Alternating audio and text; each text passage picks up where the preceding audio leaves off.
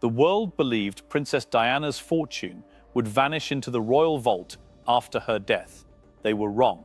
When executors unsealed her will in 1997, they discovered something the palace never anticipated. There's a moment in every great life when the person stops reacting to the world and starts shaping it. For Princess Diana, that moment did not happen on a grand public stage. It did not happen in front of cameras, charity workers, or adoring crowds. It happened quietly at a private desk in a palace bedroom, with a pen in her hand and a decision in her heart that the world would spend decades trying to understand. She was 35 years old.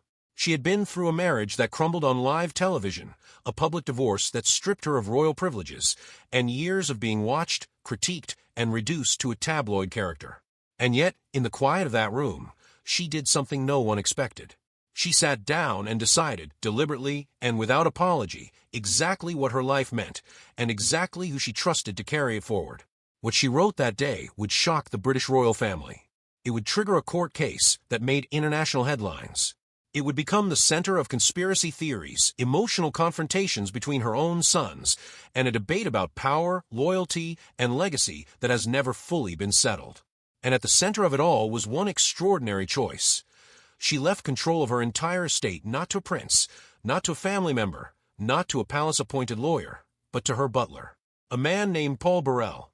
That single decision changed everything, and understanding why she made it tells us more about who Diana truly was than almost anything else in her remarkable and turbulent life. To understand why Diana's will was so radical, you first have to understand the life that made it necessary. Diana Frances Spencer was born on July 1, 1961, at Park House on the Sandringham Estate in Norfolk, England. She grew up in a world of aristocratic privilege, but her childhood was far from emotionally stable. Her parents, John Spencer and Frances Roche, divorced bitterly when Diana was just 8 years old, and the custody battle that followed left deep marks on her sense of security and trust. She was 20 years old, working as a part-time kindergarten assistant in Pimlico, when her relationship with Prince Charles became public. On July 29, 1981, they married at St. Paul's Cathedral in a ceremony watched by an estimated 750 million people worldwide. The world saw a fairy tale. Diana felt something far more complicated almost immediately. In the famous BBC Panorama interview she gave to journalist Martin Bashir in 1995, she described the early years of her marriage with devastating clarity. She spoke about loneliness, about feeling completely isolated within the institution, about her battles with bulimia nervosa, and about the devastating reality that her husband's emotional attachment to another woman, Camilla Parker Bowles, had never truly ended. What she chose to do with that pain is the key to everything. Rather than shrink from the public eye, she stepped directly into it, but on her own terms. In 1987, she visited patients at London's Middlesex Hospital who had been diagnosed with HIV and AIDS. At a time when public fear about the disease was so extreme that many people refused to be in the same room as infected individuals, Diana sat beside patients, spoke to them warmly, and, crucially, shook their hands without wearing gloves. The photographs that resulted from that visit went around the world within hours. The symbolic impact was profound. AIDS charities reported immediate shifts in public perception following that moment. Diana had understood intuitively that a single human gesture could do what years of public health campaigns could not. In January 1997, just months before her death, she traveled to Angola as part of the international campaign to ban landmines. She walked through partially cleared minefields, wearing a visor and protective clothing, but putting herself in direct proximity to the danger. The images were startling.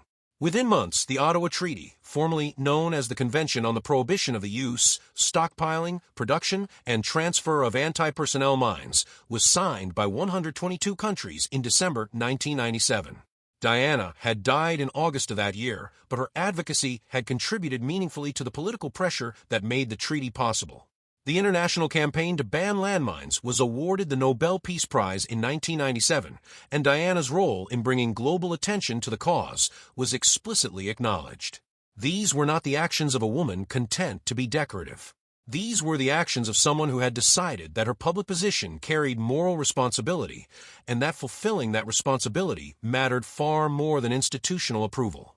By the mid-1990s, she had built a public persona that was entirely her own, independent of the crown, independent of the Spencer family name, and certainly independent of Charles. She was, in the truest sense of the word, self-made. Diana's will was signed on June 1, 1993, and it was a document that reflected both her practical intelligence and her emotional priorities. At the time of her death on August 31, 1997, her estate was valued at approximately £21.5 million before taxes. After taxes and expenses, the net estate was estimated at around £12.97 million. These figures are a matter of public record, verified through the principal registry of the family division in the United Kingdom, where her will was filed. She divided her assets with clear intention. The majority of her personal belongings, jewelry, clothing, photographs, memorabilia, were bequeathed to her two sons, Prince William and Prince Harry. Specific items were left to close friends and staff members who had been loyal to her throughout her most difficult years. A significant portion of the estate was directed toward charitable causes, including organizations focused on children's welfare, AIDS research, and homeless individuals. She had been a patron of numerous charities throughout her adult life, and she made certain that her financial legacy would extend that commitment beyond her death. But the structural decision that caused the most controversy and the most enduring fascination was the appointment of Paul Burrell as her sole executor. An executor, in legal terms, is the person responsible for managing a deceased person's estate, collecting assets, paying debts, distributing inheritances, and making decisions about how the estate is administered. It is a position of considerable legal authority and personal trust. Diana gave that role not to a member of her family, not to a senior palace official, and not to one of the high-powered lawyers who surrounded the royal family. She gave it to her butler. Paul Burrell had worked for Diana since 1987. Before that, he had served as a footman to Queen Elizabeth II. He was, by all accounts, intensely devoted to Diana, present through the most painful episodes of her private life, trusted with her confidences, and, by his own description, one of the few people in her orbit who offered unconditional loyalty without institutional agenda. Diana reportedly called him my rock. Whether that description is taken at face value or viewed with more skepticism, the fact remains that she chose him for the most consequential role in the administration of her legacy. That choice was not accidental. The reaction from Buckingham Palace and the wider royal establishment was not warm. Sources close to Prince Charles described deep unease at the idea that a butler, a member of household staff, had been placed in legal authority over the estate of a former Princess of Wales. There were concerns about what materials Burrell had access to, what he might choose to disclose, and what decisions he might make that could embarrass or destabilize the royal family. Those concerns proved well-founded, at least from the palace's perspective. In 2001, Burrell was arrested and charged with stealing 310 items belonging to Diana, Prince William, and Prince Charles. The items in question included personal letters, photographs, dresses, and memorabilia. The case went to trial in 2002 and became one of the most watched legal proceedings in Britain that year. Testimony revealed extraordinary details about Diana's private world, her fears, her relationships, her state of mind in the final years of her life. The trial collapsed dramatically and unexpectedly in November 2002 when Queen Elizabeth II informed prosecutors that Burrell had told her in a meeting shortly after Diana's death that he was taking some of Diana's belongings into safekeeping. The charges were dropped. The manner of the collapse and the revelation that the Queen had been aware of this conversation for over a year while the prosecution proceeded generated enormous controversy. Many observers, including legal commentators, questioned why that information had not been disclosed earlier. Burrell went on to write a memoir, A Royal Duty, published in 2003. The book was candid, detailed, and deeply unwelcome at the palace. It contained descriptions of Diana's private conversations, her views on the royal family, and details of her personal life that had never before been made public. Prince William and Prince Harry both issued a joint statement in response, expressing their deep disappointment at what they described as a betrayal of their mother's trust.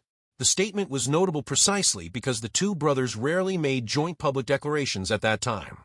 What happened to William and Harry in the years that followed Diana's death, and in their different responses to her legacy, is in many ways the most emotionally significant thread running through the entire story of her estate. Both princes received significant financial inheritances held in trust until they came of age.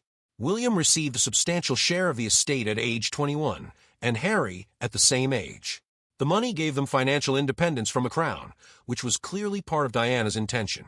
She had understood from her own experience that financial dependence on the palace was a form of control, and she did not want her sons to be subject to that dynamic. But the emotional inheritance was far more complicated. Harry, in particular, has spoken extensively about the psychological weight of growing up in grief while simultaneously being required to perform publicly as part of the royal institution. In his 2023 memoir, Spare, he described the devastating experience of being told as a 12-year-old that his mother had died, then being expected to walk behind her coffin through the streets of London just days later, in front of a global television audience of more than 2 billion people.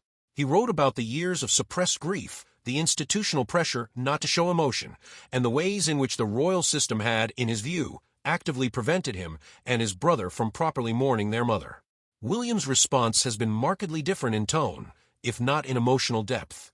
As the heir to the throne, he has carried the burden of representing continuity, the very institution that Diana so publicly challenged.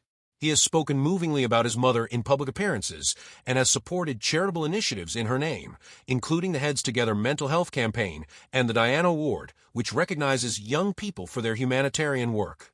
But he has also maintained the kind of public composure that the royal institution demands, which has sometimes put him in uncomfortable contrast to Harry's more open expressions of grief and anger.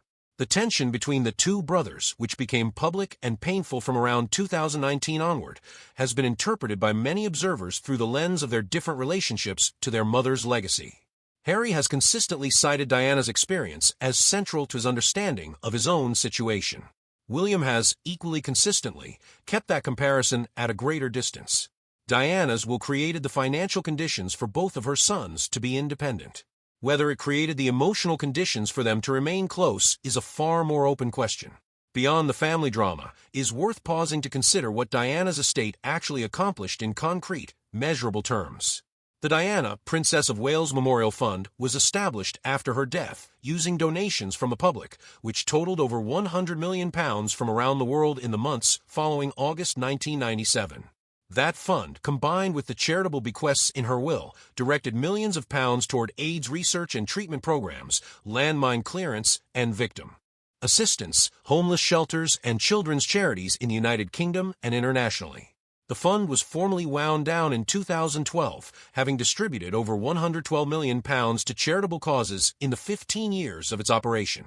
The decision to close the fund was itself controversial. Some felt it should have continued indefinitely, while others argued that the responsible stewardship of her legacy required recognizing when the specific mission had been completed. Althorpe, the Spencer family estate in Northamptonshire, where Diana was born and where she is buried, became a public attraction that draws tens of thousands of visitors each year. The small island on which she is buried, in the ornamental lake on the grounds, has become one of the most visited memorial sites in Britain. The estate and the island were under the management of the Spencer family, not the royal household, which was itself a reflection of Diana's wish that her legacy remain connected to her own identity rather than to the institution that had defined and constrained so much of her life. Her jewelry, much of which was sold in the years following her death, generated millions of pounds for charitable causes. The famous sapphire and diamond engagement ring, which Prince Charles gave her in 1981, and which Kate Middleton now wears as her engagement ring after William gave it to her in 2010, was perhaps the most visible symbol of the way Diana's personal story became permanently embedded in the continuation of royal history, whether the institution wanted it that way or not. There is a way of reading Diana's will that goes beyond its legal and financial provisions. Seen in the context of her entire life, her gradual assertion of independence, her use of media as a tool of communication, her deliberate alignment with